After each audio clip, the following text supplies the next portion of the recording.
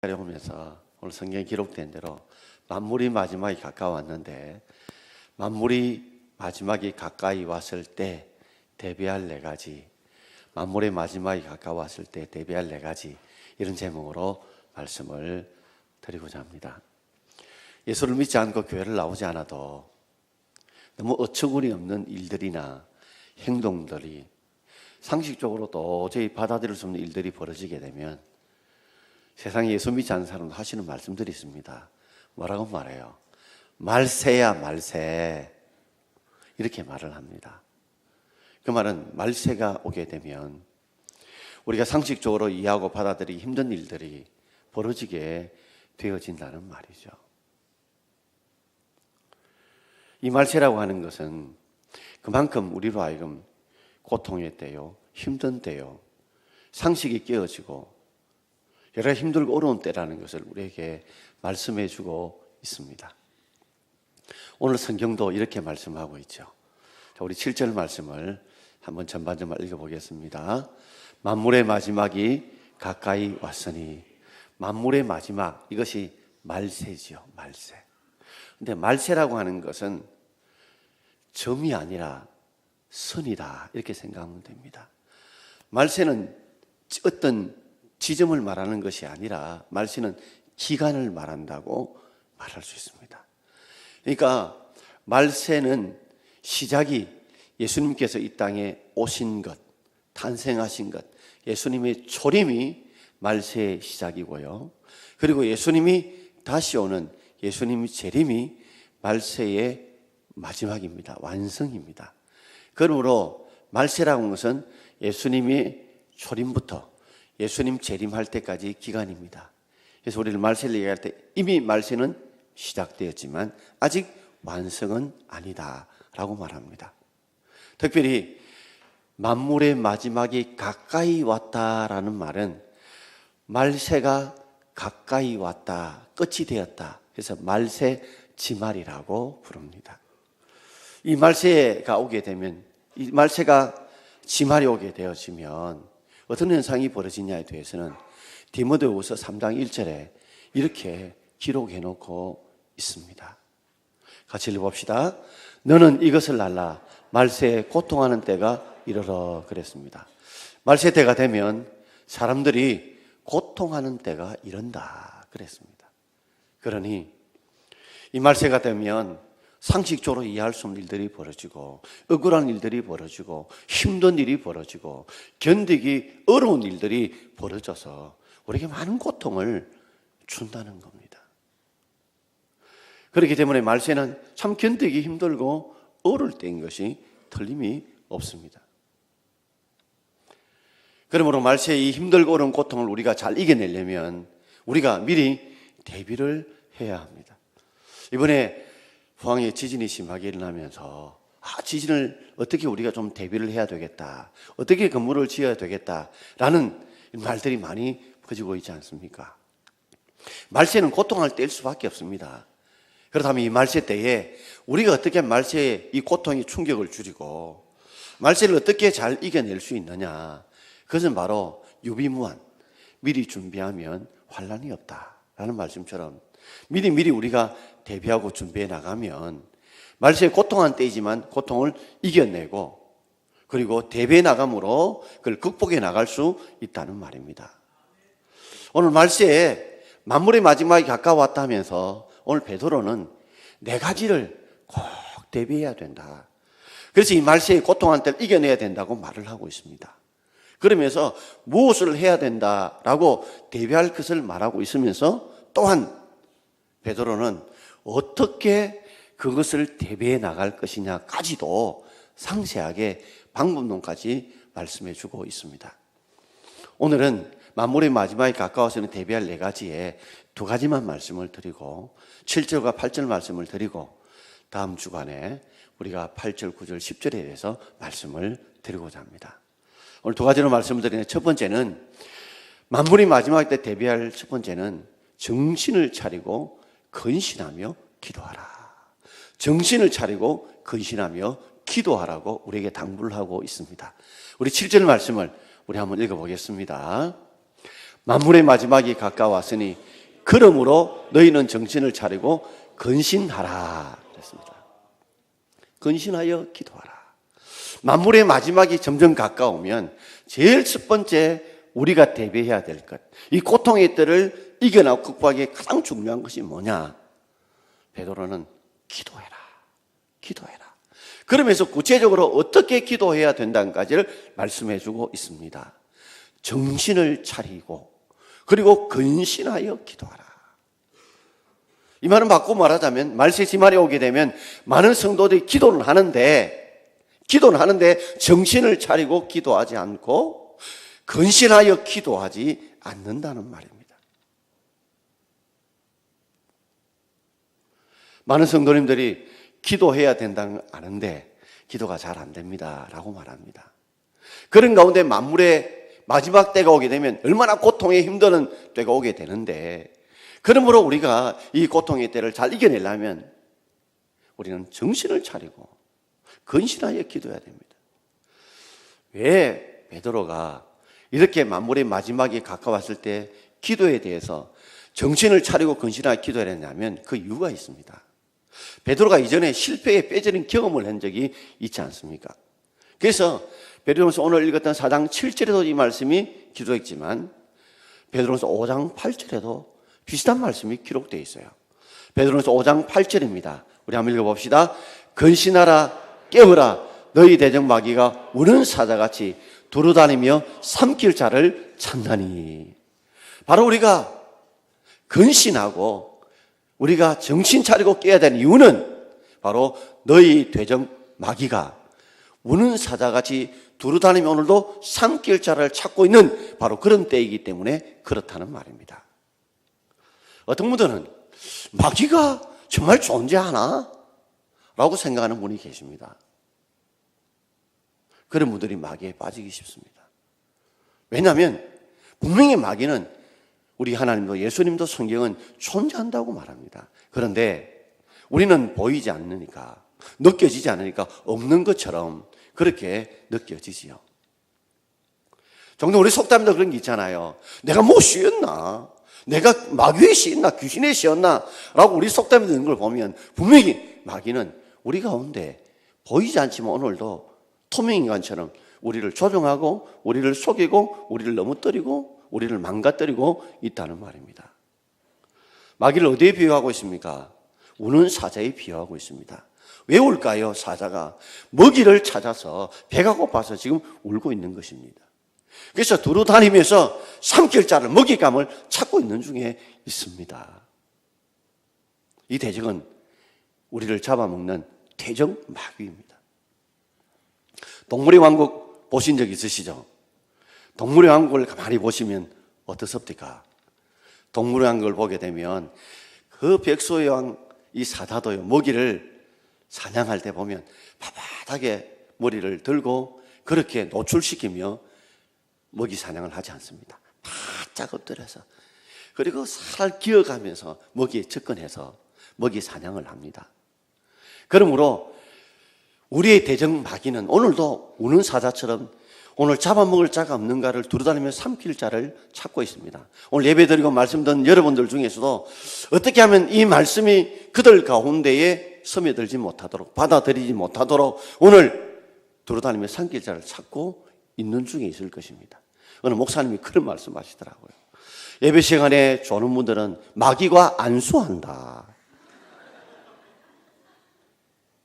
이거 졸다 보면 우리가 정말 안 졸고 싶은데 졸다 보면 내가 뭘 하려고 이렇게 열심히 교회를 와고 예배를 드렸느냐. 내가 은혜 받으려고 왔는데 허무하기도 하고 답답하기도 하고.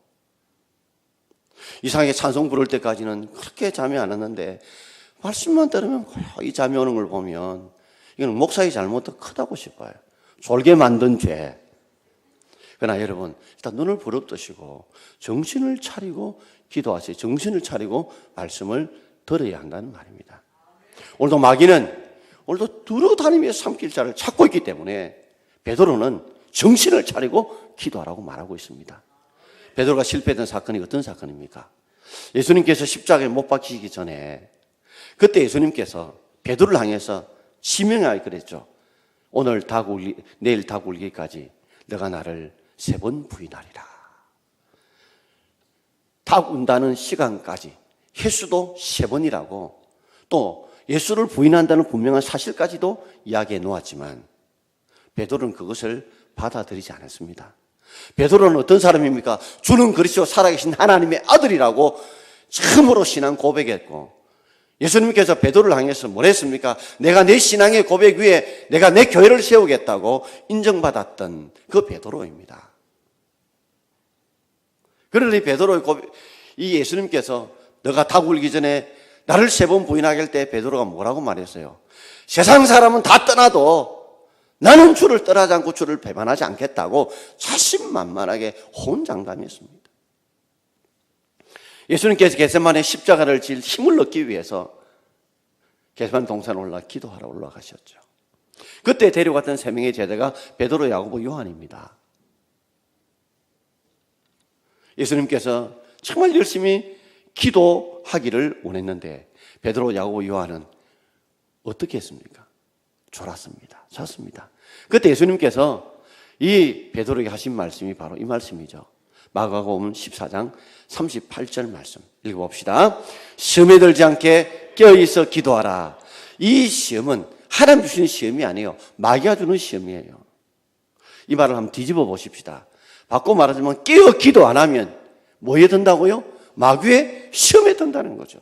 많은 분들은 그렇게 말할지 모릅니다. 내가 깨어 기도 안 한다고 내가 마귀의 시험에 드나? 나는 절대 마귀의 시험 안 들어 라고 생각할지 모릅니다. 그러나 그런 사람들은 마귀의 시험이 드는 줄 모르고 시험에 빠지는 거예요. 그래서 모를 뿐입니다. 가룟유다가 은 30에 예수를 팔았지만 자신이 마귀의 시험에 드는 줄 몰랐어요. 몰랐기 때문에 회개기도 하지 않고 자살한 겁니다. 만약에 자신이 마귀의 시험에 들었다는 걸 알기만 알았다면 그는 철저히 기도하면서 주님 앞에 회개하면서 나를 용서해달라고 기도했을 거예요. 그런데 정작 마귀의 시험에 들었지만 가룟유다는 자신이 마귀의 시험에 들 줄 몰랐단 말이에요. 베드로는 그걸 알았던 거예요. 그러니까 그가 하나님 앞에 기도하고 회개하고 돌아온 것 아닙니까?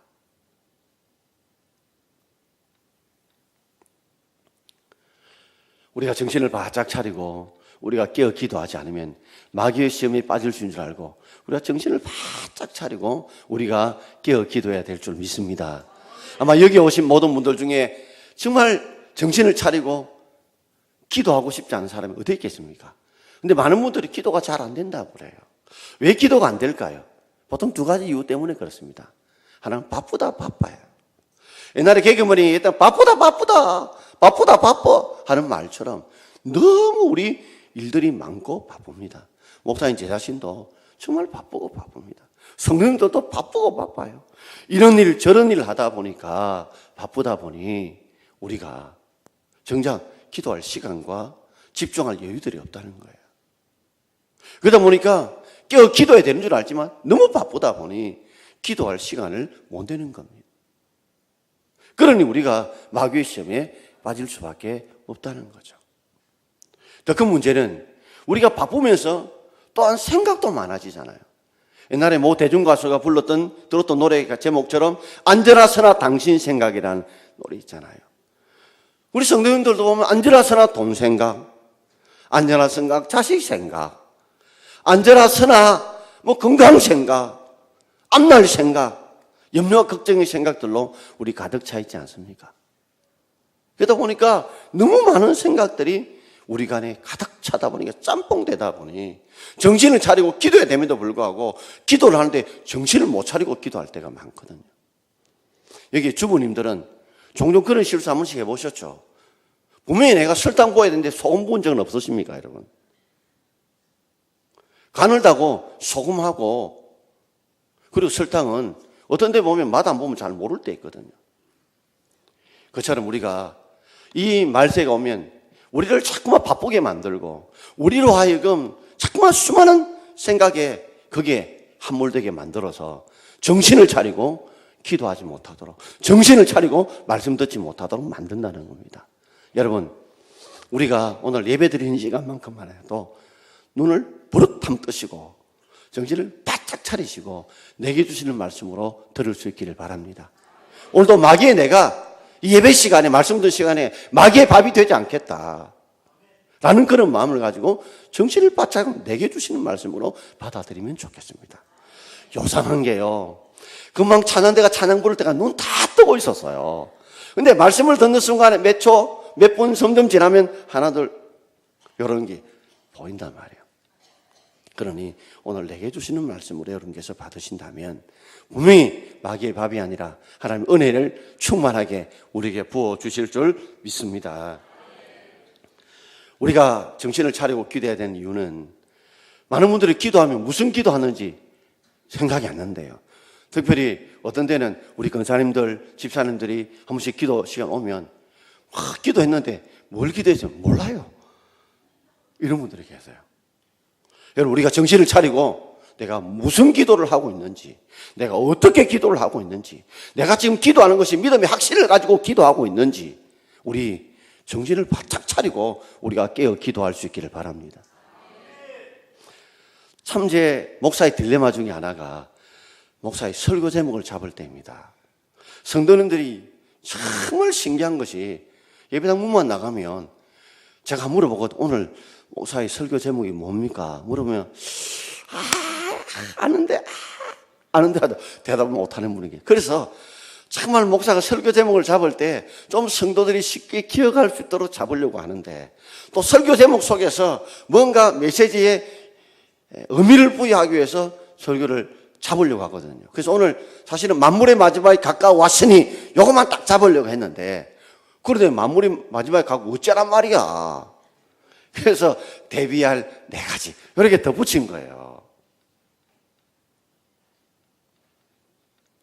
우리가 정신을 바짝 차리고 그래야 우리가 설교 제목도 내용도 기억하고 그리고 우리가 기도할 것도 기억할 때 마귀의 밥이 되지 않고 우리가 정말 우리의 기도가 마귀를 이기는 기도, 하나님이 응답하시는 기도가 되기를 주의 이름으로 축원드립니다.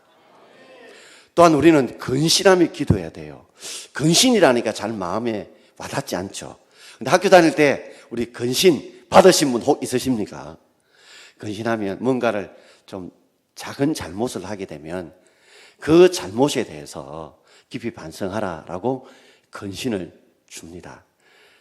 우리 한글 사전에 보면 자신이 잘못한 것에 대해서 또 직장이면 직장, 학교에 출근하거나 학교에 오지 않고 깊이 반성하라 하는 것이 근신이라고 말합니다. 바로 근신을 받는 이유들은 무엇 때문일까요? 선을 넘어가기 때문에 그렇습니다. 하지 말아야 될 것, 선을 넘어갈 때 학교나 직장으로부터 우리는 근신 처분을 받을 때가 있다는 말입니다. 그러므로 근신하여 기도하라는 말을 좀 더 쉽게 말하자면 절제하며 기도하라 이런 말이겠죠. 절제가 뭡니까? 자기를 조절해야 하는데 조절하지 못하고 우리가 기도하는 것, 그것을 절제하여 조절하여 기도하라는 것이 바로 근신하여 기도하라는 말입니다. 고린도서 9장 25절 말씀을 우리 한번 읽어봅시다. 이 길을 다투는 자마다 모든 일에 절제하나니. 이 말을 또 뒤집어 생각하면 모든 일에 절제 안 하면 이기기를 못한다는 말이에요. 우리가 영적으로 이기기를 원하고 우리 세상 가운데 이기기를 원한다면, 다툰다면, 그런 열정을 가지고 있다면 모든 일에 절제하라는 말입니다.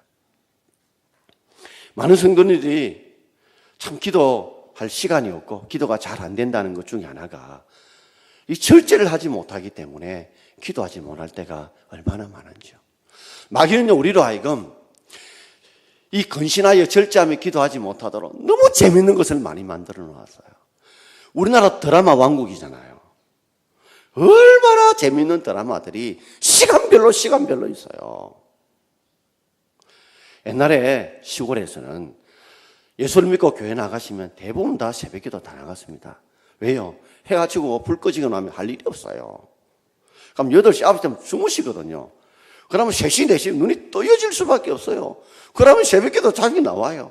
근데 요사이는요, 얼마나 재밌는 드라마가 7시부터 시작해서 12시까지 있어요. 옛날에는 공룡방송만 있다고 요새는 종편까지 아주 자극적인 내용까지 얼마나 많은지 몰라요. 너무 재미있는 것들이 많아서 주부들 뿐만 아니라 요새는 학생과 청년들도 그게 매이죠. 그뿐입니까? 요사이 컴퓨터 게임들이 얼마나 재밌는 게 많아요. 학생들 보면요, 막 게임한다고 정신이 없어요. 휴대폰, 정말 이 안에 놀 수 있는 수십 가지, 수백 가지가 들어있습니다. 요새 학생들은 막 휴대폰 하나만 있으면 부모도 필요 없고 주위 사람도 필요 없어요. 그 안에 재밌는 게 다 들어있어요. 그러니까 예배 시간에 앉아가 막 일하는 게 다 보이는 거예요. 속이 불화통이 터져요.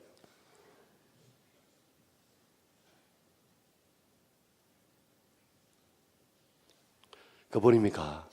예배는 1시간 되는 것도 막 주리를 틀리고 졸리고 그런데 야구 경기 일하면요, 막 3시간 더 눈이 번쩍번쩍번쩍해요.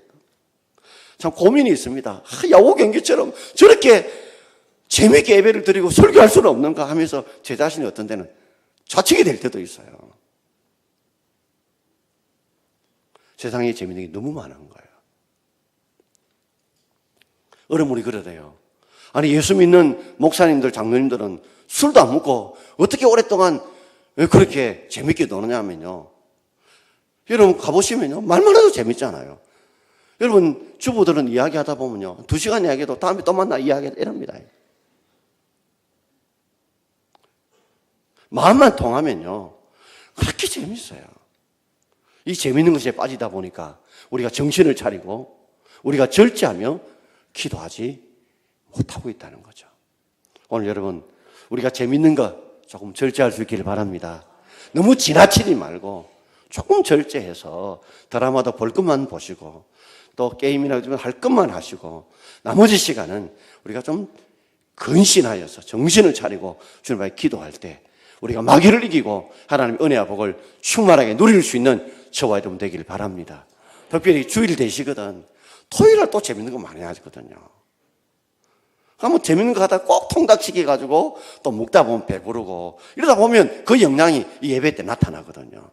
토요일쯤 되거든. 그때는 조금 불을 좀 줄이고 또 저녁에 먹는 것도 좀 줄여서 정신 바짝 차리고 우리 하나님 앞에 기도하고 말씀 듣고 예배드림으로 은혜 받을 수 있는 저와 여러분 되기를 주의 이름으로 축원드립니다. 두 번째는 뜨겁게 서로 사랑하라고 말씀하고 있습니다. 오늘 우리 8절 말씀을 우리 함께 읽어보겠습니다.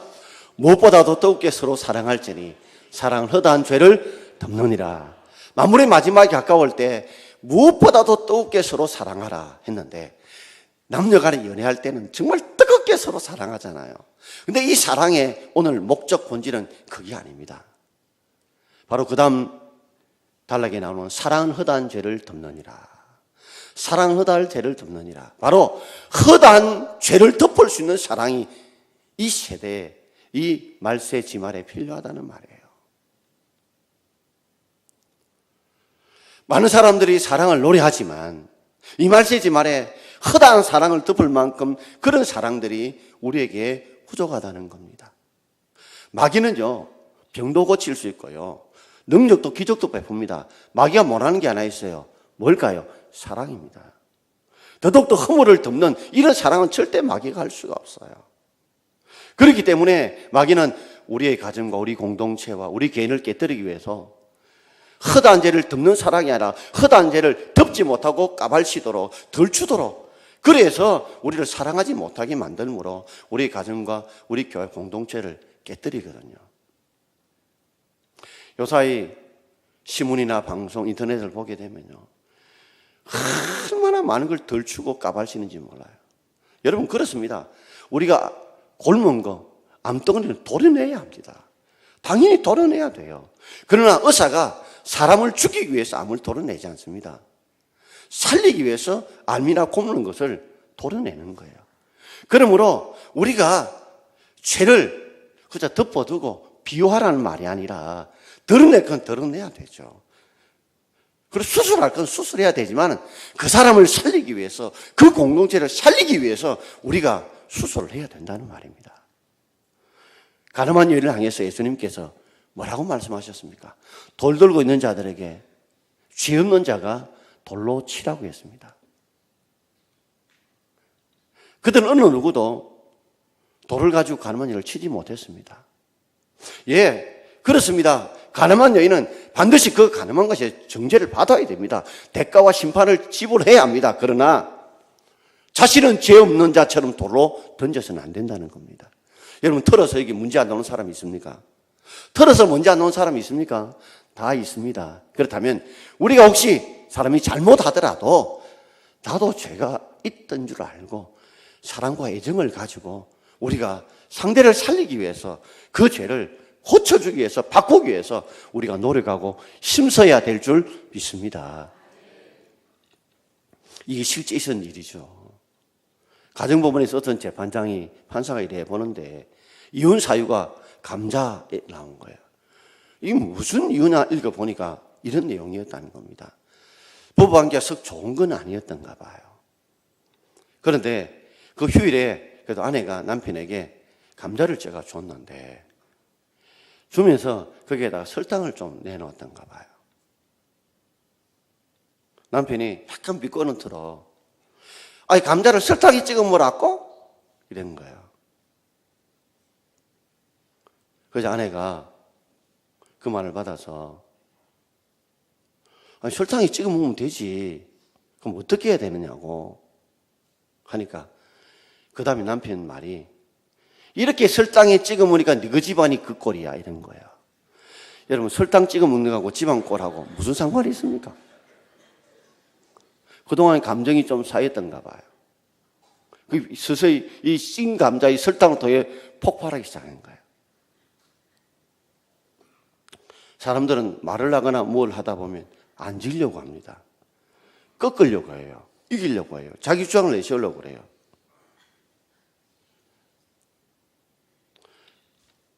그러자 아내가 그 말 듣고 이렇게 했답니다.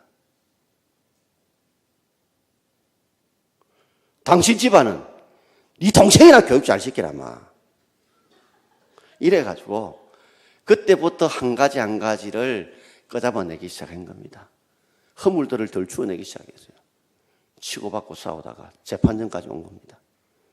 재판장이 그 이야기를 듣다가 이런 말을 했대요. 우리 고향에서는 초장 찍어 먹습니다. 그랬더니 우리 고향에는 찐감자 초장 찍어 먹습니다. 다른 거하고 틀린 거다 구별을 못 하는 거죠. 사실은 싸움이라는 게 다툼이라는 게 허물을 밝히는 것이 그 사건 때문에 그런 것이 아니라 그 밑바닥에 깔린 감정 때문에 그렇습니다. 혹 전도에서나 어떤 모임을 가지시거든 꼭 부탁을 드립니다. 자기 안건만 이야기하면 되는데 그 말은 틀렸어 하고 이야기하지 마십시오. 그건 주위 사람들이 다 판단하는 문제고 내 생각은 이렇다 이야기하면 되는데 네 말은 틀렸다고 이야기하니까 듣는 사람이 니도 틀렸다 내 말이 옳다 이러다가 싸우는 거예요. 나중에는 의사가 결정되어지고 나면 남는 것은 상처만 가득하게 되는 것입니다. 사람의 감정, 자존심 이 고통을 건드리는 거죠. 이 마지막 때가 되면 마귀가요 더 사람들을 부추깁니다. 더 부추겨요. 그래서 허다한 죄를 덜 주게 만들어서 그래서 가정을 깨뜨리게 만들고 부모 자식 간의 관계를 깨뜨리게 만들고 교회 관계를 깨뜨리게 만들거든요. 그러므로 말씀 때 말에 우리는 사랑인데 어떤 사랑이냐? 뜨겁게 서로 사랑해서 그 허다한 여러 가지 죄를 덮을 수 있는 우리 사랑이 필요할 줄 믿습니다. 분명히 죄는 고치고 바꿔야 되죠. 그러나 까발신다고 되는 것이 아니라 수술을 하고 난 뒤면 반드시 의사가 어떻게 합니까? 붕대로 감고 그 약을 발라주고 치유해주는 그 사랑들이 필요한데 우리는 뭐 수술만 해놓고 그 다음에 붕대도 감아주고 약도 감아주고 치료를 안 해주니까 그 상처기가 나중에 더 심해서 더 큰 위험에 빠뜨릴 때가 많지 않습니까? 사랑하는 성도 여러분, 우리의 삶을 보면서 이 말세지 말에 우리는 무엇보다도 뜨겁게 서로 사랑하되 그 사랑이 상대방의 허물을 덮어주는 사랑이 되길 바랍니다. 덮는다 딱 하면 성경에 기억나는 인물 하나 있죠. 기억나십니까? 창세기 9장의 노아입니다. 노아가 어떤 사람입니까? 당대의 의인 아닙니까? 120년 동안 노아 방주를 만들면서 하나님의 명령에 순종했던 그 노아 아닙니까? 근데 노아가 홍수 심판을 다 마치고 이제 포도나무를 심었어요. 그래서 포도 열매를 거두었겠죠. 그것을 좀 오래 두다 보니까 좀 쉬었을 거 아닙니까? 그래서 술이 됐겠죠. 그걸 마셨더니 취한 거예요. 취하다 보니까 몸이 떳떳하고 더우니까 자신이 입었던 옷을 벗었던가 봐요. 근데 둘째 아들 함이 뭣도 모르고 그 방 안에 들어가 봤습니다. 들어가 봤더니 아버지가 하체를 벗고 들어누워 있는 거예요. 제가 아재 개그 안 하겠습니다. 함이 함부로 들어갔다가 함부로 말한 거예요. 이 둘째 아들, 이 함이 아버지가 술에 취해가 하체를 벗고 있더라. 근데 첫째, 셋째인 셈과 야벳이 어쨌습니까? 뒤로 싹 들어가서 함께 아버지의 부끄러운 하체를 덮어주었습니다. 성경은 어떻게 기록하고 있습니까? 아버지의 허물을 덜 주었던 함은 저주를 받았고 아버지의 허물을 덮었던 셈과 야벳 하나님이 축복해 주셨다고 고백하고 있습니다. 그렇습니다. 상처를 도려내야 되죠. 그러나 그것으로 끝이지 말고 우리는 싸매어주고 치유하고 관심을 가지고 도와주셔서 그 상처를 통해서 치유받는 그런 우리가 되기를 주의 이름으로 축원드립니다. 마귀는요, 오늘도 우리로 하면 창문 고발하라고 합니다. 덜 추워내라고 합니다. 그래야 깨끗하다고 말합니다. 그러나 그것으로 끝나면 안 됩니다. 허물을 덮어주고 사매어주는 사랑들이 필요하다는 말입니다. 잠언 10장 12절 말씀을 우리 함께 읽어봅시다. 미움은 다툼을 일으켜도 사랑은 모든 허물을 가리느니라. 미움은 다툼을 일으킵니다. 다툼을 가만히 보면요, 그 문제 때문에 생긴 게 아니에요. 그거는 단지 드러난 부분이고 그 밑바닥에 보면 서로에 대한 미움이 있기 때문에 생길 수 있습니다. 그러나 사랑은 모든 허물을 덮느니라. 사랑, 정말 진정한 사랑은 하나님이 우리의 허물을 덮어준 사랑이듯이, 예수님께서 우리 허물을 덮은 사랑이듯이 우리도 허물을 덮을 수 있는 사랑을 가질 수 있도록 하나님 앞에 이 만물이 마지막에 와갈 때 우리가 기도할 수 있는 저와 여러분 되길 바랍니다. 저는 끝으로 한 이야기를 하고 이야기를 드리고 마치고자 합니다. 미국의 39대 대통령 지미 카터 대통령입니다. 근데 그 부인이 로잘린 여사죠. 굉장히 현숙하고 대통령 제위 때에 카터는 제일 인기 없는 대통령이지만 로잘린만큼은 굉장히 인기 있고 현숙한 여인으로 미국 국민들의 인정을 받았습니다. 그런데 대통령 되기 전부터 늘 이 로잘린과 카터 사이에 갈등이 있었는데 그것은 바로 로잘린 여사가 약속 시간을 잘 못 지키는 겁니다. 지미 카터는 시간의 칼이에요. 약속 시간 항상 미리 가서 준비하고 대비하는데 로잘린 여사는 제 시간을 잘 지키지 못하는 것입니다. 문제는 대통령이 되고 난 이후도 부부가 함께 나가야 되는데 늘 팍팍하게 나가거나 어떤 데는 시간을 좀 늦게 나가다 보니 이 지미 카터가 얼굴이 불그락 푸르락 하면서 자주 다툼이 생겼던가 봐요. 대통령으로 은퇴하고 난 뒤에 세월이 좀 흘러서 지미 카터 대통령이 부인 로잘린 여사에게 생일 카드를 적게 됐는데 그날따라 마음에 이런 감동이 왔다는 겁니다. 아무리 유능한 의사들도 유능한 병원들도 모든 병을 다 고칠 수 있는 건 아니잖아요. 고칠 수 없는 병이 있듯이 사람도 고치고는 싶으나 고치지 못하는 고질병적인 습관들이 있다는 겁니다. 그 생각이 자기에게 들면서 아내도 다른 거는 다 잘하는데 약속 시간을 잘 못 지키는 거, 그럴 만도 하죠. 남자들은 어째요? 얼굴 대충 씻고 아무거나 하나 바르고 그죠? 머리 빗고 가면 되지만 여자들은 화장에 분장에다 변장까지 하면 시간이 좀 많이 걸리지 않습니까? 다듬을 것도 많고. 그래서 생일 카드에 그동안 내가 약속 시간 때문에 당신을 너무 힘들게 괴롭혔던 것을 내가 용서를 구한다. 그러면서 이제부터 자유를 선포하노라. 그래 카드에 적었대요. 그래서 카드와 선물을 받은 로잘린 여사가 내일 평생 가장 큰 선물을 받았노라. 그런데 문제는 그러고 난 뒤에 로잘린 여사가 그 약속을 잘 지키더라는 겁니다. 우리가 죄를 지적하고 까발린다고 사람이 바뀌는 게 아니라 덮어주고 품어주니까 더 변화가 아름답게 일어나더라는 겁니다. 사랑하는 성도 여러분, 오늘 우리의 삶에도 이 마지막 때가 오게 되면 우리가 기도하되 어떻게 해요? 정신을 차리고 근신하여 기도하기를 원하고 이 마지막 때 막 덜추지만 우리가 무엇보다도 뜨겁게 서로 사랑함으로 사랑 허물을 덮는 것처럼 그런 사랑을 서로 덮어가면서 이 마귀의 괴락에 넘어가지 않고 이거 승리할 수 있는 저와 여러분 되기를 주의 이름으로 축원합니다. 기도하겠습니다. 주신 말씀 생각하면서 한 2분간만